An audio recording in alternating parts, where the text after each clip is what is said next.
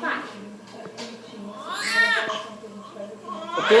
Pode continuar que eu tô gravando.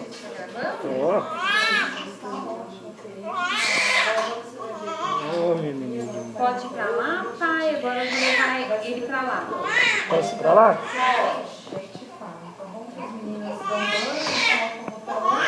E aí já aparece então tá tudo bem. Já aprendi, tá vendo? Você vai vir aqui, tirar foto aqui, depois a gente vai lá pro berçário, toma banho, a gente espera um pouquinho aquecer de novo. E aí a gente avalia, vê se tá tudo bem. Quando você for pro quarto, então depois o bebê vai também. Ele vai comigo junto. Isso. A gente só vai ficar de olho porque você teve diabetes, né? Então precisa cuidar do açúcar no sangue do bebê, que pode ser que faça um pouco de hipoglicemia. Então a gente vai dar como isso muito lá para ficar no quarto. Estrepto também. E a parte da rubéola a gente vai investigar, mas dá para ficar com você também. A gente vai fazendo os exames. Tá?